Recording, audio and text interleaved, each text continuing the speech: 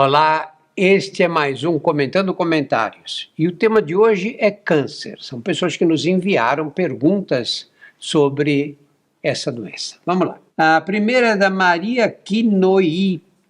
Não é Maria, é Laria. Qual tipo de câncer é mais difícil de diagnosticar? Os cânceres mais difíceis de diagnosticar são justamente aqueles que não dão sintomas. Porque, é claro, se você de repente tem um sangramento no pulmão, tosse, sai sangue, você corre para o médico, evidentemente. Se você tem um sangramento intestinal importante, você vai ao médico para saber o que é aquilo. O problema é que nós temos tumores que crescem, às vezes atingem tamanhos grandes, sem provocar nenhum sintoma. Quer ver um exemplo? Câncer de pulmão. Câncer de pulmão pode provocar sintomas, claro, inclusive tosse com secreção sanguinolenta e tudo, mas pode crescer. Eu já vi tumores de pulmão de 5, 6 centímetros de diâmetro que a pessoa não sentia nada, nem dor tinha. Algumas localizações também são difíceis. Por exemplo, você pode ter um tumor no cérebro crescendo numa zona inexpressiva, quer dizer, uma zona que não coordena funções muito importantes, daquelas que a gente percebe. De repente você perde movimento no braço, você percebe e vai procurar ajuda médica. Mas há outros locais do cérebro que eles têm liberdade de crescer um pouco mais até começar a dar sintomas. Esses são difíceis. A localização, por exemplo, do pâncreas. Vocês devem ouvir que câncer de pâncreas é uma doença muito grave, porque normalmente esses tumores crescem silenciosamente, só vão ser diagnosticados quando eles começam a comprimir outros órgãos. Uma mulher, por exemplo, que tem um tumor no seio, esse tumor tem liberdade de crescer vários centímetros até que ela perceba, por acaso, ao tomar banho. Esse é o grande problema dos tumores malignos. A gente muitas vezes só faz o diagnóstico quando a doença já está avançada. Esses e outros são tumores difíceis da gente diagnosticar precocemente. Giovana Almeida faz uma pergunta importantíssima. Sou de uma família com histórico de câncer de intestino. Meu avô teve, meu pai teve e faleceu por causa desse câncer. Queria saber como posso viver uma vida que me afaste dessa herança genética e da chance de desenvolver essa doença. Hoje eu tenho 28 anos e já fiz algumas colonoscopias, onde foram retirados pólipos. Tento não pensar muito nisso e viver normalmente. Bom, esse é um conselho sábio, sua última frase. Não pensar muito nisso, viver normalmente, mas tomar os cuidados. Como é que é o câncer de intestino? Como é que ele começa?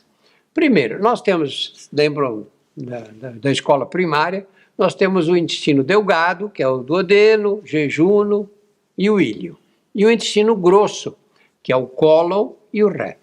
Cólon, sigmoide e o reto. Os tumores malignos de intestino, na sua imensa maioria, acontecem no intestino grosso. Eu, em tantos anos de oncologia, perdi a conta de quantos casos de doentes com intestino grosso. De intestino delgado, eu até lembro dos pacientes, porque eu não vi mais do que uma meia dúzia. São tumores muito raros. Então vamos lá para o tumor de cólon e reto. Esses tumores não surgem de repente, eles surgem sempre na parede interna do intestino. Precisa cortar o intestino para você abrir, aí você vai ver o tumor lá dentro, na parede interna, o que a gente chama de mucosa. Então é sempre na mucosa intestinal. E eles raramente surgem do nada, assim. Em geral, eles surgem em cima de um pólipo, no local em que há um pólipo. O que é o pólipo? Parece um champignon desses de supermercado, um cogumelozinho. Ele, em geral, tem um pedúnculo e depois uma parte maior em cima. Normalmente começam benignos sempre, mas eles podem degenerar e se transformar em malignos. Daí a importância da colonoscopia, que você disse que já fez, não é, Giovana? É porque esses colonoscópios são aparelhos que você introduz pelo reto e eles são flexíveis e você consegue enxergar o cólon inteiro por dentro. Quando você tem um pólipo, você sabe que aquilo é uma lesão que poderá trazer problema. Poderá, não quer dizer que vai acontecer. O aparelho é dotado de uma garra, de uma pequena garra, você tira e arranca esse pólipo. E manda para onde? Não se tira nada do corpo e se joga no lixo, né?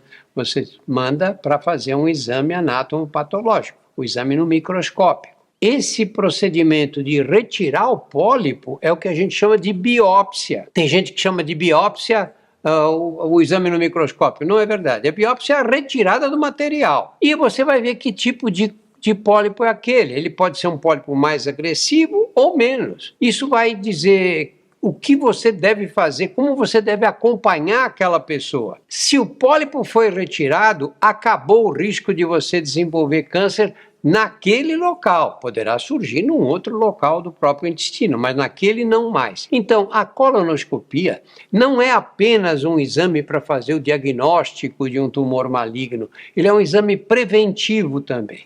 O que no seu caso é fundamental, Giovana. Você teve vários casos na família. É para a gente dar importância para isso ou eles podem ter acontecido ao acaso? Podem ter acontecido ao acaso. Mas é pouco provável terem acontecido com o seu avô e acontecido com o seu pai. Familiares de pessoas que tiveram câncer de cólon têm mais risco de desenvolver a doença. Risco não quer dizer que vão desenvolver a doença. Então, o que você tem que fazer? Primeiro, você tem que ter um acompanhamento médico. Você tem que ter um médico que veja o seu caso, analise o risco e que vai estabelecer uma rotina de colonoscopias. Tem gente que precisa repetir a colonoscopia todos os anos.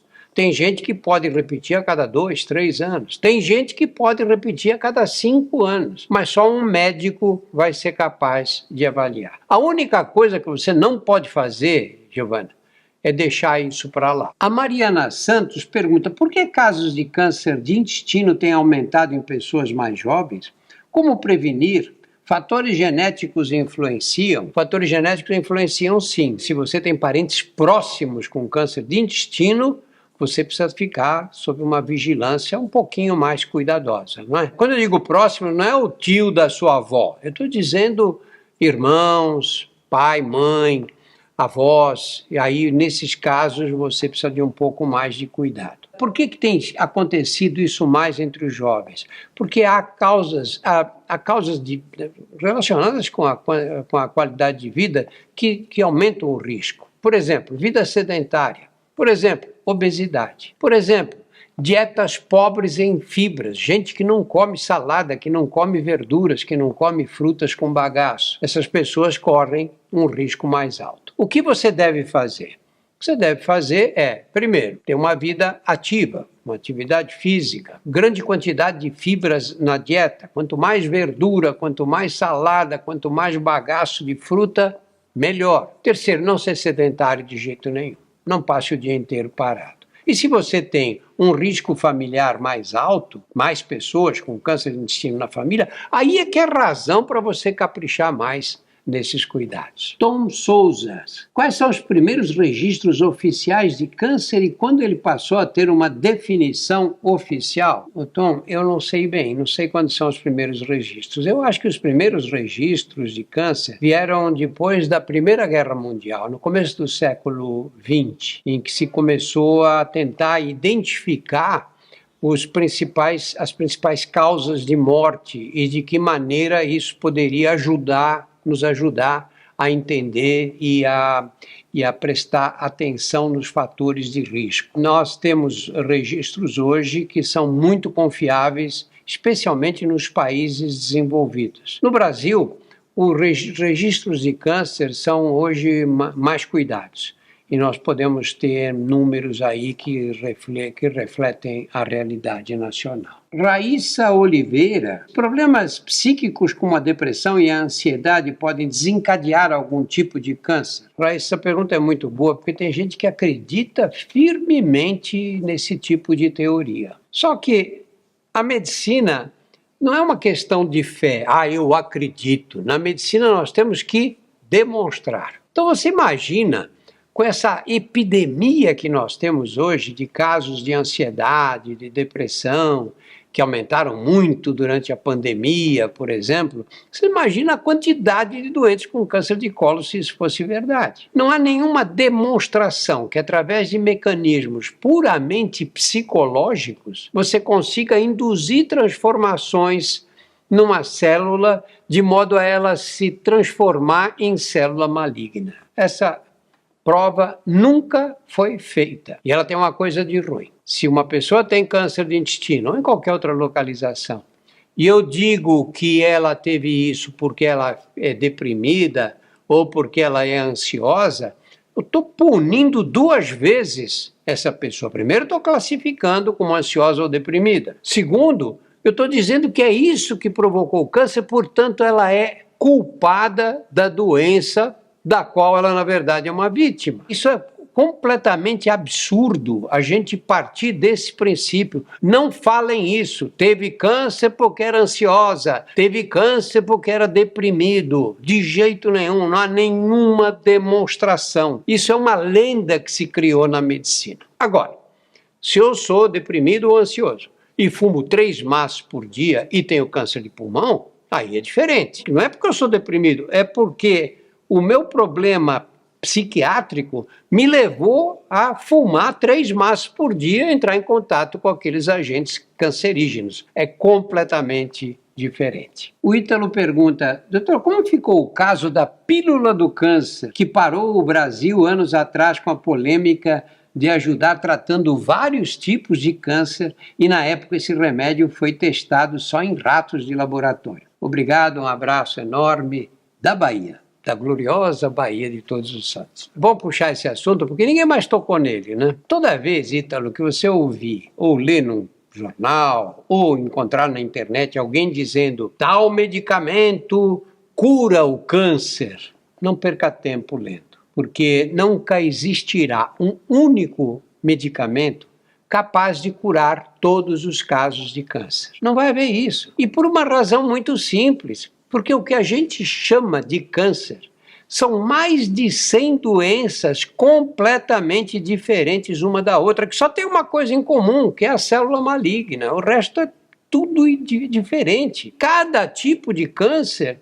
tem vários subtipos. Por exemplo, o câncer de mama tem mais de 20 subtipos e cada um deles é também subdividido. Então são muitas doenças, cada uma vai depender de um determinado tipo de tratamento. Aquela pílula do câncer foi uma coisa desse tipo. De repente surgiu no jornal. Eu já cansei de ver isso no decorrer da minha carreira, já vi inúmeros tratamentos milagrosos para o câncer. Aquela pílula foi assim. Tanto que eu, no primeiro momento, já disse, não é possível uma coisa dessas, de jeito nenhum. E, na verdade, acabou onde tinha que acabar. Não é verdade que só foi testado em animais, foi testado em gente. Vários estudos foram feitos, inclusive um aqui na Universidade de São Paulo. E não houve atividade daquela pílula e ela foi morrendo como todos esses outros tratamentos milagrosos do passado. Janaína Antunes. Tenho muitas pintas na pele. Os médicos admitem ser impossível acompanhar cada uma delas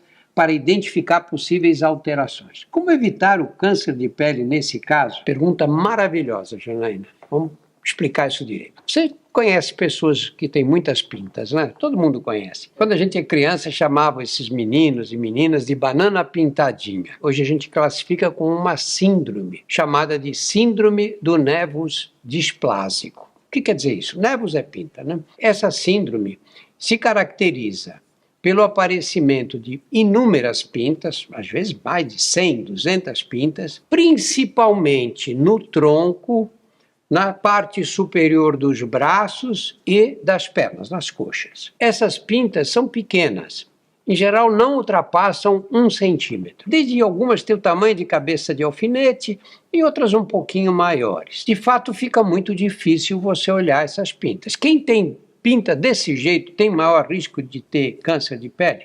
Tem, especialmente do melanoma maligno. Melanoma é um tumor que nasce nas pintas. E como você diz, Janaína, os médicos falam, não, é impossível você acompanhar todas elas. Não diria que é impossível. Por quê? Porque isso hoje é feito. E é feito por quem? Você precisa primeiro ter um dermatologista ou uma dermatologista que tenha uma boa formação nessa área. Porque ela já viu muitos casos de melanoma, já viu muitos casos de pessoas cheias de pintas, e elas reconhecem aquelas pintas mais perigosas só de olhar. Além disso, nós temos hoje um aparelhinho pequeno, uma lente de aumento, que é o chamado dermatoscópio. E com o dermatoscópio, você faz uma análise muito mais detalhada das pintas. Quem tem o corpo pintado desse jeito precisa fazer um acompanhamento por um dermatologista ou uma dermatologista especializada. É evidente que esse acompanhamento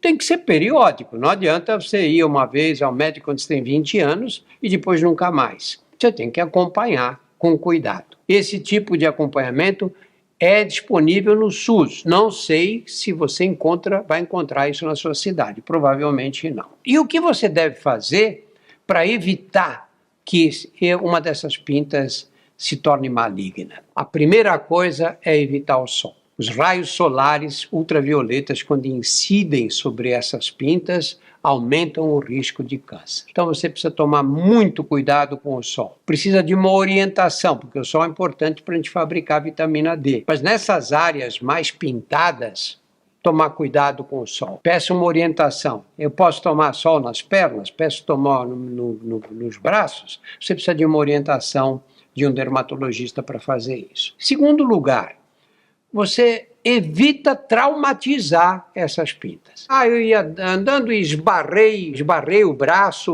numa parede e eu tenho pintas nesse local. Procura um dermatologista depois, porque ele precisa olhar e ver se aconteceu alguma coisa de errado ali. Terceiro lugar, não esfrega a toalha no corpo. Não esfrega, especialmente nas costas. Tem gente que quase rasga as costas, tanto que esfrega a toalha, né? Não faça isso, porque você não está vendo. Peça para uma pessoa da sua confiança olhar suas costas, porque você não consegue ver as pintas que você tem atrás. E qualquer mudança de forma, a pinta que cresceu, aquela que ficou meio uma cor esquisita, tem um lugar dela que ela é mais escura, de outra mais clara, no outro é quase você nem vê, no outro é um pouco mais avermelhada. Isso é muito importante, a variação de cor na mesma pinta. Variação de tamanho e outras alterações mais grosseiras. Pinta que sangrou espontaneamente, você precisa ser avaliado. Tiago Reis, por que algumas pessoas têm o costume de fumar uma vida inteira e não têm câncer? Tiago, fumar não é costume, é dependência de nicotina, é dependência de droga. Por isso tem tanta gente que quer parar de fumar e não consegue de jeito nenhum. Tem gente que desenvolve tumores malignos muito cedo. Eu perdi um irmão com câncer de pulmão com 45 anos, porque era fumante. E outros fumam a vida toda e vão morrer de outras coisas. Muitos não vão morrer de câncer, mas vão morrer de enfisema, de problemas respiratórios causados pelo cigarro. Esses que não desenvolveram câncer tendo fumado a vida toda são pessoas que têm uma condição orgânica mais resistente ao aparecimento de tumores malignos. Mas os que não são privilegiados, esses vão ter câncer em diversas localizações. Então tem sempre essa conversa de meu avô fumou 3 maços de cigarro a vida inteira, nunca teve câncer. Primeiro, precisa ver se é verdade, se ele fumou isso. Segundo, precisa ver se ele não morreu de outra coisa antes de ter câncer, antes de chegar à época em que ele teria um tumor maligno. Cigarro causa câncer, ponto. Não há o que discutir.